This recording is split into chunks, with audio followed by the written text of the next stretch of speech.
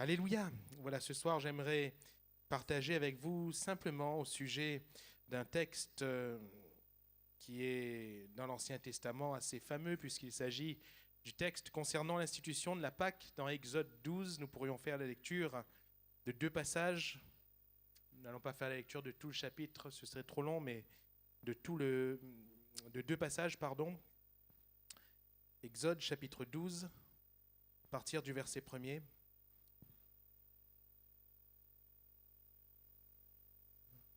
Voilà ce qui nous est dit. L'Éternel dit à Moïse et à Aaron dans le pays d'Égypte, « Ce mois-ci sera pour vous le premier des mois. Il sera pour vous le premier des mois de l'année. Parlez à toute l'assemblée d'Israël et dites, le 10e jour de ce mois, on prendra un agneau pour chaque famille, un agneau pour chaque maison.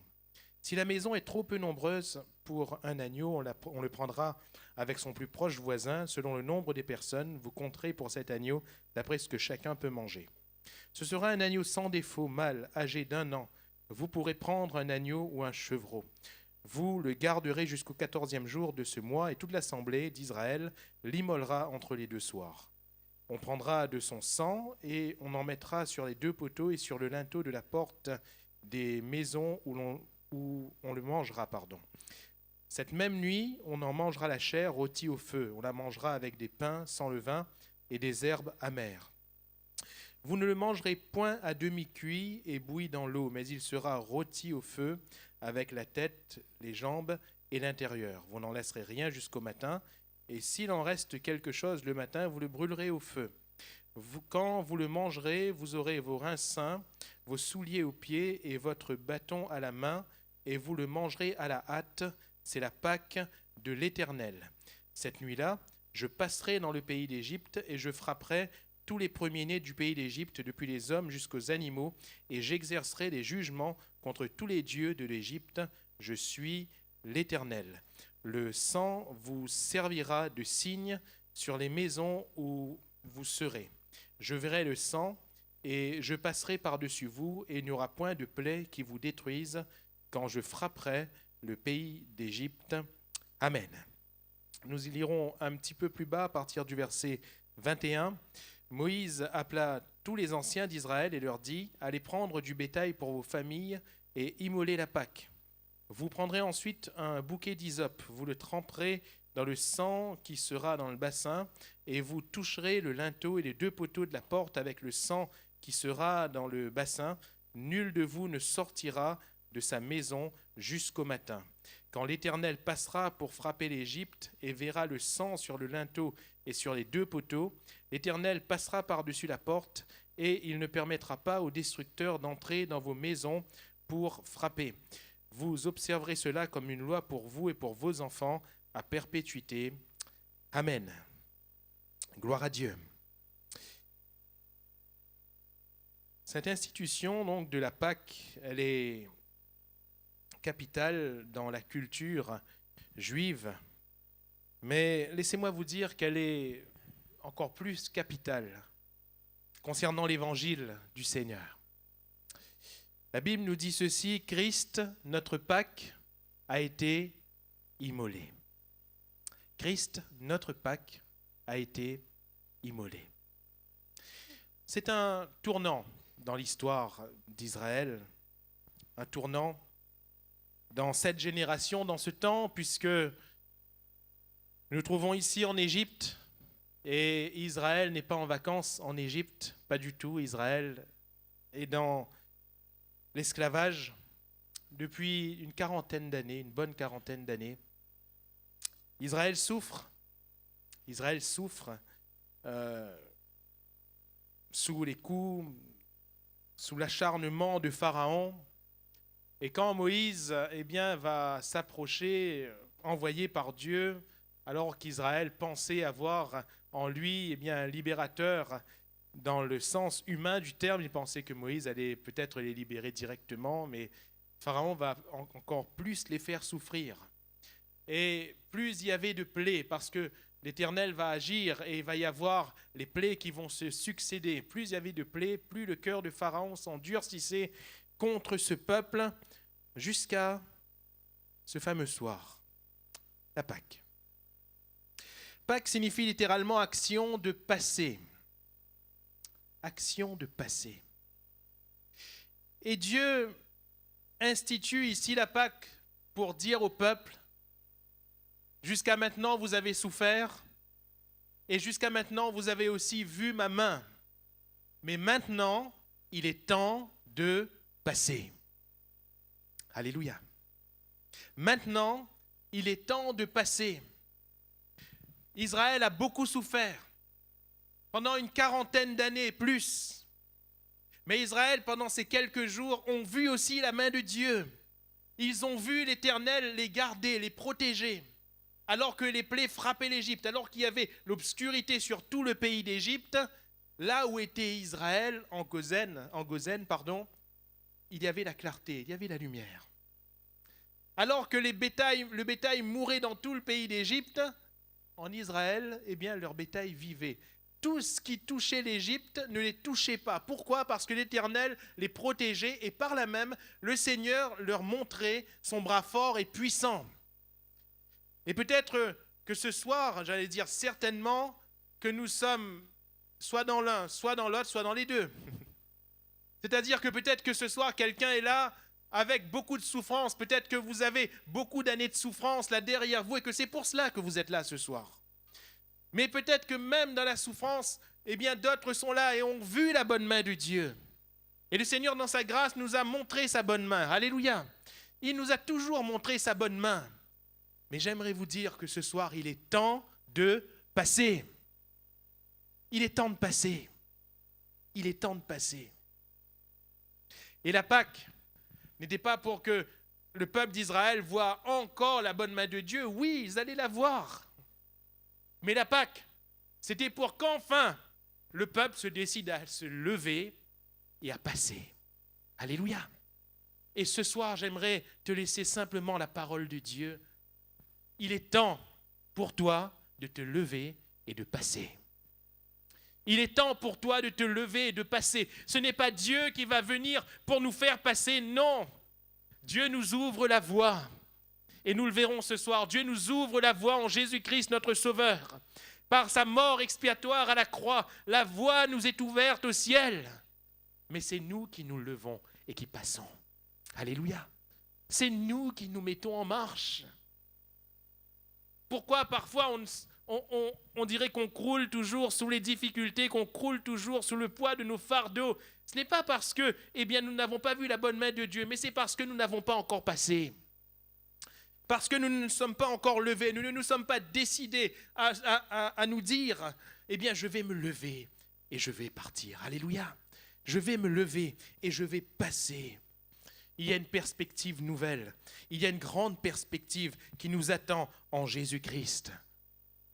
Mais Dieu dit ici, par Moïse, Israël, il faut ce soir passer. Alléluia. Et il faut passer. Il faut passer. Ce mois-ci sera pour vous le premier des mois. Il sera pour vous le premier des mois de l'année. C'est beau parce que Dieu est en train de dire à Israël, votre jour de l'an, c'est là. Votre jour de l'an, c'est là. L'année nouvelle, l'ère nouvelle commence maintenant. Et c'est beau. Parce que finalement, le nouveau départ, c'est possible. C'est possible si nous acceptons de passer. C'est possible. Et c'est tout à fait possible pour n'importe lequel d'entre nous. N'importe qui ce soir peut connaître en Jésus un nouveau départ. Si nous acceptons de passer. Alléluia. Comment passer ?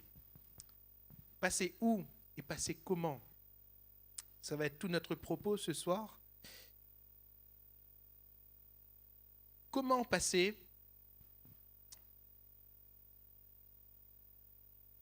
Il est question ici de passer par l'agneau et par son sang. Par l'agneau et par son sang. Verset 3, parlez à toute l'assemblée d'Israël et dites, le 10e jour de ce mois, on prendra un agneau pour chaque famille, un agneau pour chaque maison. Verset 5, ce sera un agneau sans défaut, mâle, âgé d'1 an. Vous pourrez prendre un agneau ou un chevreau. Verset 7, on prendra de son sang et on mettra sur les 2 poteaux et sur le linteau de la porte des maisons où on le mangera. Cette même nuit, on en mangera la chair rôtie au feu, on la mangera avec des pains sans levain et avec des herbes amères. Verset 13, le sang vous servira de signe sur les maisons où vous serez. Je verrai le sang, dit l'Éternel, et je passerai par-dessus vous, et il n'y aura point de plaie qui vous détruise quand je frapperai le pays d'Égypte. Verset 22, vous prendrez ensuite un bouquet d'hysope, vous le tremperez dans le sang qui sera dans le bassin, et vous toucherez le linteau et les 2 poteaux de la porte avec le sang qui sera dans le bassin. Nul de vous ne sortira de sa maison jusqu'au matin, quand l'Éternel passera pour frapper l'Égypte, et verra le sang sur le linteau et sur les 2 poteaux. L'Éternel passera par-dessus la porte, et il ne permettra pas aux destructeurs d'entrer dans vos maisons pour frapper. Tout ce qui concerne ici l'agneau et son sang. L'agneau et son sang. Petite parenthèse au sujet de la Pâque. Action de passer. Alors, nous admettons communément que c'est le fait que le peuple d'Israël se lève et passe, et c'est vrai, c'est la réalité.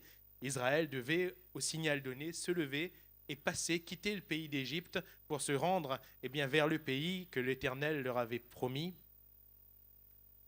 Mais le premier passage ici, le passage par excellence dont il était question ce soir-là, ce fameux soir, c'était le passage de l'Éternel. C'est le Seigneur qui allait passer dans le pays d'Égypte, et derrière lui, c'était l'ange destructeur. Et c'est la mort qui allait passer, littéralement. C'est la mort qui allait passer. La mort allait frapper dans chaque maison. Dans chaque maison. Personne n'était épargné dans le pays d'Égypte. Dans chaque maison, il y avait un jugement. Parce que le cœur de Pharaon s'endurcissait. Il y avait un jugement. Et la mort allait frapper tous les premiers-nés. Et on ne faisait pas de distinction, hommes ou animaux. Tous les premiers-nés allaient mourir. Même le premier-né de Pharaon allait mourir. Et c'était le jugement de Dieu. Vous savez, le Seigneur avait fait venir beaucoup de calamités, de choses difficiles. À chaque fois, peut-être qu'on avait cru que Moïse plaisantait. Je ne sais pas. Mais à chaque fois, les choses sont arrivées. Et quand il a été dit que la mort allait venir et que tous les premiers-nés allaient périr, c'est terrible d'entendre cela. Mais le cœur de Pharaon n'a pas fléchi pour autant. Le cœur de Pharaon est resté dur. Et mes frères et mes sœurs, nous vivons dans cette génération également. Chers amis, le cœur de l'homme est dur. Pourtant, on voit les calamités. On voit les choses difficiles s'abattre. On regarde à la France, on voit que même la France n'est pas épargnée. Ces phénomènes météorologiques, qui peut quelque chose? Les maladies qui frappent aujourd'hui notre monde, qui peut quelque chose? Les immoralités, la violence et tout ce qui frappe notre société, qui peut quelque chose? Cependant, le cœur reste dur. Mais la Bible nous dit que la mort va frapper. Arrivera un jour où la mort va passer et la mort va frapper. Et ce jour-là, ce sera le dernier jour. Tout œil le verra. Et toute langue confessera, tout genou fléchira, toute langue confessera qu'il est Seigneur. Mais ce sera trop tard. Ce sera trop tard. Dieu montre qu'il est vivant. Paul va dire aux Romains que ce sont des réalités visibles. Dieu montre qu'il agit. Dieu montre aussi ses jugements. Mais quand le jugement viendra, ce sera trop tard. La mort va frapper. Personne ne sera épargné. Pourquoi Israël allait être épargné ce soir-là? L'Éternel allait passer, la mort allait passer, sauf dans les maisons sur lesquelles sur les portes, sur les linteaux desquels il y avait le sang de l'agneau. Alléluia. Israël pouvait passer parce que, au point de départ, ce qui marque leur départ du pays d'Égypte, c'est le sang de l'agneau sur leurs portes. Le signe. C'est pour cela que l'Éternel va dire que chacun prenne un agneau. Que chacun prenne un agneau. Beaucoup plus tard, des siècles plus tard, Jean-Baptiste va pointer le doigt vers un homme en parlant à ses propres disciples qui étaient autour de lui. Il va pointer le doigt vers un homme en disant « Voilà l'agneau de Dieu qui ôte le péché du monde. » Alléluia. L'agneau de Dieu, c'est lui. L'agneau de Dieu, c'est Jésus.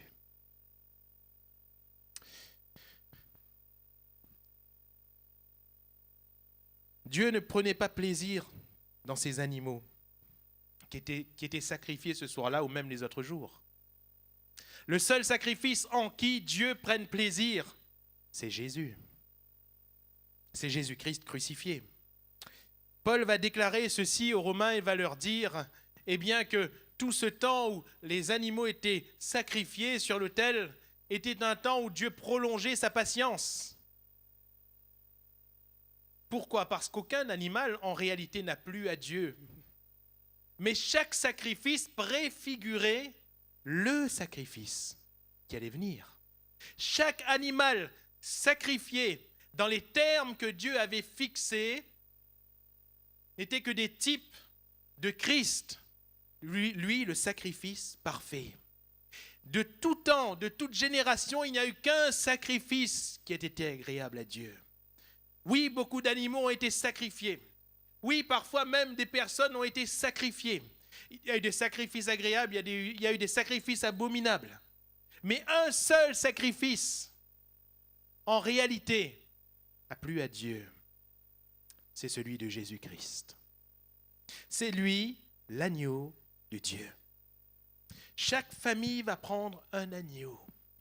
Et Jésus est l'agneau de Dieu qui est mort pour nos péchés à la croix.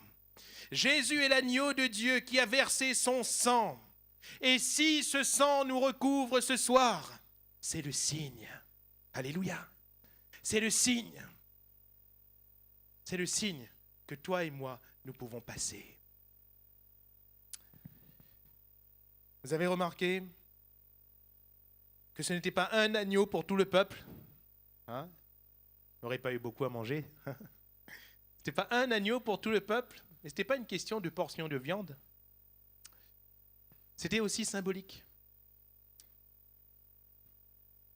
Parce que Jésus n'est pas notre sauveur. Jésus est mon sauveur.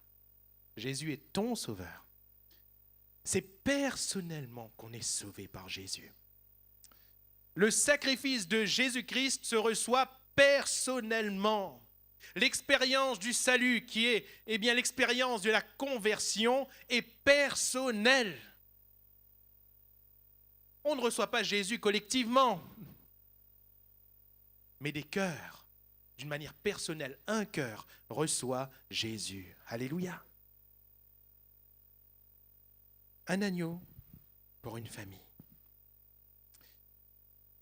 Ce sera un agneau sans défaut, comme nous l'avons lu, mâle, âgé d'1 an, un agneau sans défaut. Et quand il est dit mâle, âgé d'1 an, c'est-à-dire pur, qui n'a pas eu le temps non plus d'avoir des défauts. Jésus est sans défaut. Jésus, c'est l'agneau sans péché. Conçu sans péché, dois-je le rappeler, c'est le seul Immaculée Conception. Hein? Ce n'est pas Marie, l'Immaculée Conception, c'est Jésus. Car il n'a pas été conçu dans la chair comme vous et comme moi. Il n'a pas hérité de la chair et de sa nature pécheresse comme vous et comme moi. Car si tous ont péché et tous sont privés de la gloire de Dieu, s'il n'y a pas un juste, pas même un seul, si, comme par un seul homme, eh bien le péché est entré dans le monde, et par le péché la mort s'est étendue à toute la création, Jésus est conçu, lui, par la puissance du Saint-Esprit dans le sein de la Vierge Marie. Il est conçu par le Saint-Esprit. Il est saint, il est pur, il est sans péché, il est l'agneau sans défaut. Sans défaut, dans les termes même de Dieu. C'est lui, l'agneau parfait, sans défaut. Vous allez me dire, mais Jésus, oui, il a grandi sur terre. Oui. Il a connu une vie comme nous pouvons connaître, mais toujours sans commettre de péché. La Bible de nous déclarer qu'il a été tenté en toutes choses, sans jamais faillir en rien. Alléluia. En rien. Jésus n'a pas péché par sa nature, parce qu'il est saint.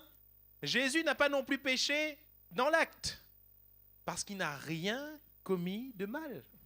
Rien. Qui de vous me convaincra de péché? Rien. Cependant, il est mort. L'agneau parfait devait être immolé. Cet agneau sans tache devait mourir et son sang devait couler pour que le peuple passe. Pourquoi? Eh bien, cela nous amène à l'essence du péché, de notre péché. Parce que nous péchons, nous mourrons. Eh oui. Parce que nous péchons, nous sommes malheureux. Parce que nous péchons, nous connaissons la souffrance. La souffrance, la maladie, tous les travers qu'on peut connaître, c'est la conséquence du péché de l'homme.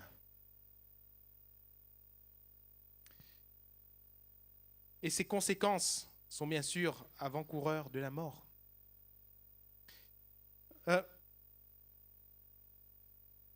Pourquoi suis-je malheureux ce soir? Oh, les situations sont différentes, les détails sont peut-être différents, mais la raison générale, elle est la même, c'est le péché. C'est le péché. Ce que j'ai fait de mal, c'est parce que le péché habite en moi. Ce que j'ai subi de mal, c'est parce que le péché habite dans l'homme. Et est-ce que si je n'ai rien fait de mal et je subis le mal, est-ce injuste? Oui et non. Oui, c'est injuste parce que ce n'est pas moi qui ai fait le mal, mais non, parce que je suis aussi pécheur que celui qui m'a fait du mal. De toutes les manières, c'est le péché. Pourquoi le sacrifice d'un agneau parfait est pour nous moyen de salut? Parce que cet agneau parfait, parce que ce Jésus, le Fils de Dieu, qui est venu sur la terre, qui ne devait pas mourir, qui ne devait pas subir la conséquence du péché, l'âme qui pêche étant celle qui mourra, eh bien Jésus choisit de mourir. Jésus choisit d'obéir à la volonté de Dieu et il choisit de mourir à notre place. Le châtiment qui nous donne la paix est tombé sur lui. Cet agneau qui versait son sang, qui était immolé, prenait la place de chaque premier-né des Israélites. Et le sang de cet agneau rachetait chaque premier-né des Israélites. Voilà pourquoi la mort n'intervenait pas. À cause de l'agneau qui mourait. Comment est-ce que les conséquences du péché et la mort n'interviennent pas dans notre vie, dans notre existence? Comment? Seulement si l'agneau parfait prend notre place. Alléluia. Ou si du moins, parce que c'est déjà fait. Jésus est mort à la croix il y a presque 2000 ans de cela. Sa vie a été donnée, son sang a coulé. Ce soir, il ne va pas encore mourir pour nous. Mais si par la foi nous saisissons le Christ, Si par la foi nous croyons et nous confessons que Jésus est mort pour nous, frères et sœurs, nous passons. Alléluia. Cher ami, tu peux passer. Tu peux passer de la mort à la vie, des ténèbres à la lumière, de Satan à Dieu, de Bélial à Christ. Tu peux passer. Et les fardeaux, le poids, les douleurs que tu portes maintenant pourront être enlevés. Alléluia. Parce que le péché ne sera plus. Le sang devait couler, verset 7, on prendra de son sang et on en mettra sur les 2 poteaux et sur le linteau, sur la porte des maisons où on le mangera. Cette même nuit, on mangera la chair rôtie au feu, on la mangera avec des pains sans levain et des herbes amères. Plusieurs éléments dans ces 2 versets. Premièrement, donc, cet agneau devait être mangé. Et cet agneau, donc, ne devait pas rester dans l'assiette, sur la table, ne devait pas rester là devant eux. Rien ne devait rester. Cet agneau devait être entièrement donc consommé. Et laissez-moi vous dire, quelque part, je vais mettre l'expression entre guillemets, ce soir, il nous faut impérativement consommer le Christ, c'est-à-dire laisser Christ entrer en nous. Laissez Christ vivre en nous. Laissez Christ venir dans notre cœur. Il ne s'agit pas seulement de dire « je suis d'accord avec le sacrifice qui a été fait il y a 2000 ans ». Mais il s'agit de recevoir cet agneau qui est vivant, parce qu'il n'est pas resté à la croix, il n'est pas resté dans le tombeau. Mais 3 jours après, quand on est venu le chercher, il n'était plus là. Pourquoi ? Jésus est ressuscité et il est vivant ce soir. Et étant vivant par son esprit, il peut venir dans notre cœur. Il peut venir dans notre vie. Vous comprenez ? En sortant de leur maison, permettez-moi de le mettre comme ça physiquement, chaque Israélite avait l'agneau à l'intérieur. Et c'est important, c'est primordial, c'est vital que nous ayons ce soir l'agneau de Dieu à l'intérieur, en nous, dans notre cœur, dans notre vie. Il fallait manger l'agneau.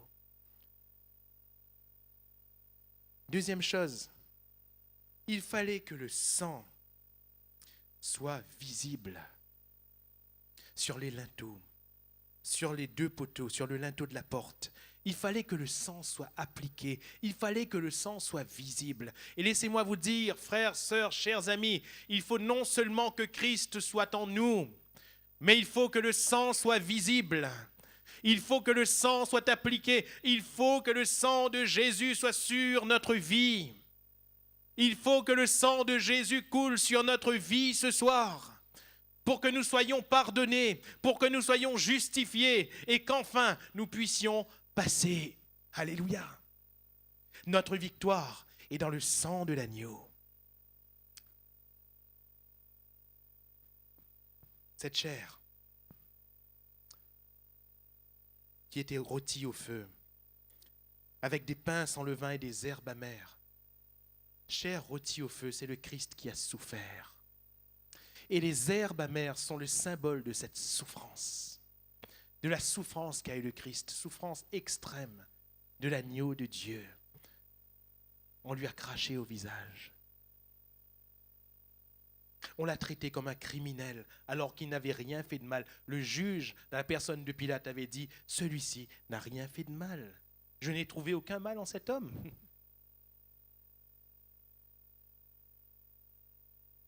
On l'a insulté, injurié, frappé de coups. Devant le Sanhédrin, vous savez, il y avait une loi. 40 coups moins 1. 40 coups moins 1. On dit souvent que c'est peut-être parce qu'ils ne savaient pas compter. Si. Il ne disait pas 39 coups, il disait 40 coups moins 1 parce qu'il fixait à 40 la limite. Donc il disait qu'il faut s'arrêter avant 40. 40 coups moins 1. Mais ensuite, avec les soldats romains, on ne comptait plus les coups là. Ce n'était pas inscrit dans le code qu'on devait compter les coups pour les soldats romains. Ils frappaient, ils frappaient, ils frappaient, ils frappaient. On se moquait de lui. On lui mettait bien le drap sur la tête. On le frappait, on lui disait « Devine qui t'a frappé, c'était prophète. » Si tu es fils de Dieu, sauve-toi toi-même, sauve-nous. Si tu es fils de Dieu, descends de la croix. Il a pu sauver les autres et il ne peut pas se sauver lui-même. On l'injuriait. On l'a injurié. Il a été frappé, il a été meurtri, son sang a coulé par-dessus tout. Il a été abandonné des hommes. Il a été abandonné de ses propres disciples. Et il a aussi été abandonné du Père. Eli, lama sabachthani, en hébreu, mon Père, pourquoi m'as-tu abandonné? Pourquoi m'as-tu abandonné? C'est une réalité qu'il a vécue, qui a dû être le summum de sa souffrance. L'abandon du Père, les herbes amères. Jésus a souffert. Puis,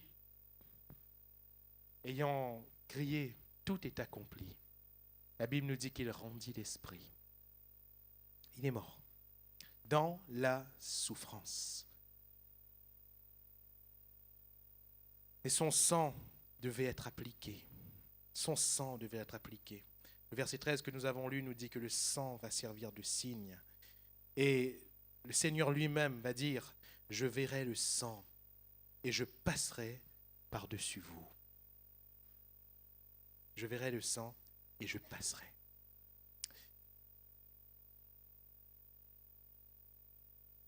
Le sang était le signe.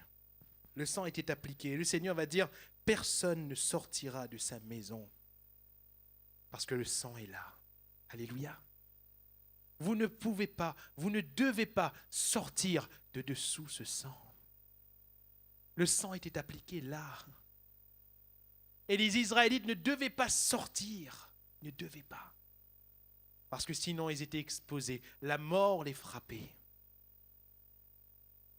Combien de fois sommes-nous sortis du sang? Combien de fois n'avons-nous pas été sous l'aspersion de ce sang, nous qui pourtant connaissons le Seigneur?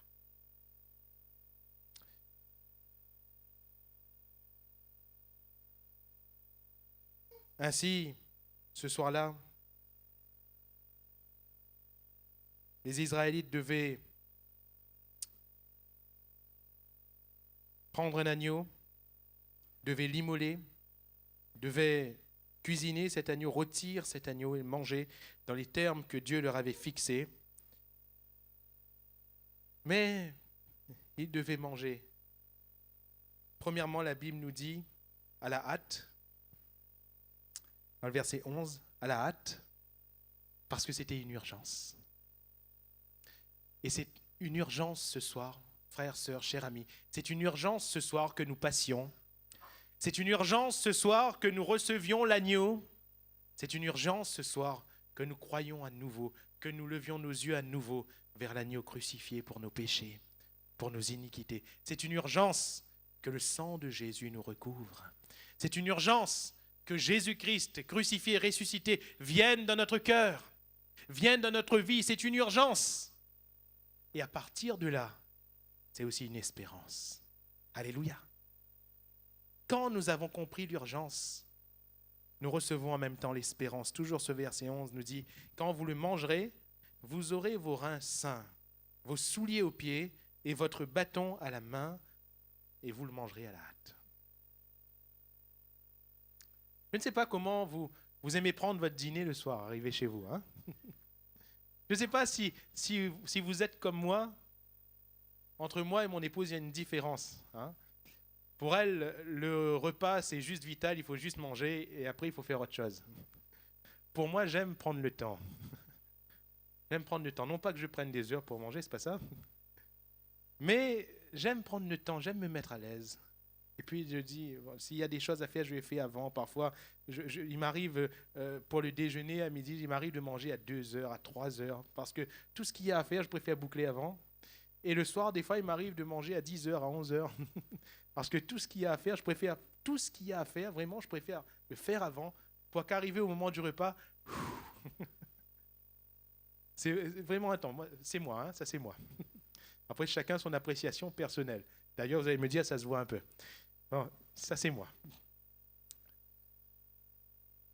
Mais vous avez remarqué, là, moi, j'aurais pas pu. Il fallait manger les reins sains, c'est-à-dire habillés, chacun avec son bâton, ses souliers aux pieds. Il fallait manger, mais en même temps être prêt à partir, directement. Parce que quand nous recevons l'agneau de Dieu, Jésus-Christ en nous, nous sommes prêts à partir. Nous sommes prêts à passer. Et nous pouvons passer, alléluia. Nous pouvons passer. Et Israël pouvait prendre la route qui les menait à Canaan. Tant qu'il n'y avait pas Pâques, il n'y avait pas Canaan. Mais à partir du moment où il y avait la Pâque, il y avait Canaan. Alléluia. À partir de la Pâque, ils pouvaient se mettre en marche pour le pays promis.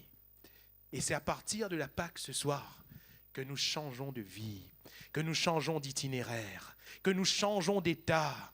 Israël, ce soir-là, n'allait plus être esclave. Même quand le Seigneur a fait des miracles et des prodiges contre Pharaon, Israël était toujours esclave.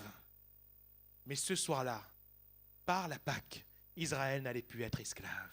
Alléluia. Israël allait être un peuple libre. Plus esclave, mais libre. Alléluia. Et ce soir, même si tu as connu la main de Dieu dans certaines situations, peut-être que tu es encore esclave, mais le Seigneur veut te renvoyer libre. Le Seigneur veut te renvoyer libre. Si le Fils vous affranchit, vous serez réellement libre. Vous connaîtrez la vérité et la vérité vous rendra libre. Ce soir, nous entendons la vérité et nous pouvons être libres. Alléluia. Jésus nous libère. Israël était lié. Esclave, oui, c'est ce que nous venons de dire. Mais voyez là qu'Israël ne pouvait pas faire quoi que ce soit. Israël, croulait sous le fardeau. Israël n'était pas libre, mais ne pouvait pas non plus se mouvoir. Et là, ce soir-là, par la Pâque, il pouvait se mettre en marche. Alléluia. Et peut-être que ce soir, toi aussi, tu ne peux plus faire les choses. Tu ne peux plus faire peut-être ce que tu voudrais faire. Tu ne peux plus. Ce n'est plus possible. À cause de la situation, à cause de ce qui te sert dans ta vie. Mais Jésus, quand il nous renvoie libres, il nous permet de marcher. Alléluia. Il nous permet de nous mettre en marche. Et Israël, 40 ans d'esclavage. 40 ans. 40 ans. On va dire, c'est presque une vie, pas vrai? C'est presque une vie. Vous allez me dire, il y a encore pas mal d'années après, peut-être. Mais 40 ans, si on a passé, je ne sais pas, 40 ans en prison, il ne reste plus grand-chose. Si on a passé 40 ans malade, il ne reste plus grand-chose. 40 ans, c'est quand même une énorme portion de la vie. Mais ça n'empêche pas le Seigneur de leur dire, ce mois-ci sera pour vous le premier des mois. Il sera pour vous le premier des mois de l'année. Alléluia. Jusqu'à ce jour, Israël ne comptait pas. Ou s'il comptait, il comptait selon le calendrier des Égyptiens. Mais le Seigneur leur disait, maintenant, ce ne sera plus l'autre calendrier, ce sera mon calendrier à moi. Je change le calendrier. Je ne sais pas aujourd'hui peut-être, que pour vous, c'est tel ou tel jour de tel ou tel mois de telle ou telle année. Et ce soir, peut-être que pour vous qui êtes venus ici, c'est peut-être, on est le combien? Le 17, merci. On est le 17 octobre 2018. 17 octobre 2018. L'année 2018 n'est pas loin de se terminer. On va commencer l'année 2019. Mais le Seigneur, il nous donne un nouveau calendrier. Et il nous dit, aujourd'hui, c'est le premier jour. Aujourd'hui, c'est le premier mois. Aujourd'hui, c'est la nouvelle année. Et c'est ce que Jésus dit. L'Esprit du Seigneur est sur moi parce qu'il m'a oint pour annoncer une année de grâce du Seigneur. La nouvelle année. Un nouveau temps, une nouvelle ère, une ère de grâce. La vie avec Jésus. Il n'y a plus rien qui reste pareil. Tout change parce que Jésus nous change. Tout change notre vision change, notre mentalité change, notre marche change, notre comportement change. Tout change parce que Jésus nous change. Alléluia. C'est la Pâque de l'Éternel. Il faut passer. Il faut passer.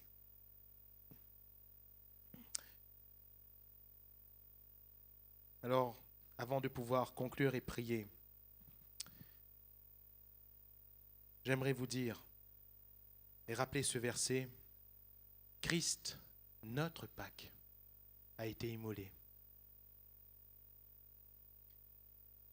Christ, ma Pâque. Christ, ta Pâque. Est-ce que ce soir, tu veux passer ? La question est de savoir, est-ce que je veux passer ? Peu importe la situation, peu importe la circonstance, est-ce que ce soir, je veux passer ? Parce que le mouvement viendra de moi. J'aime bien l'histoire de Jésus avec ce paralytique de Bethesda.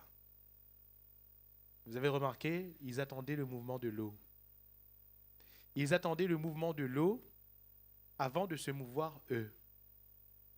Mais Jésus, quand il vient vers ce paralytique, il inverse les choses. Et qu'est-ce qu'il dit ? Il ne dit pas, quand il lui dit, veux-tu être guéri ? L'autre, il dit, ben oui, bien sûr. Il ne dit pas, attends, je vais faire un mouvement. Il dit, non, lève-toi et marche. Toi, fais le mouvement. Parce que laissez-moi vous dire que Jésus, le mouvement, il l'a déjà fait. Le prix, il l'a déjà payé. Tout est accompli. Tout est accompli. Tout est fait. Est-ce que nous voulons passer ?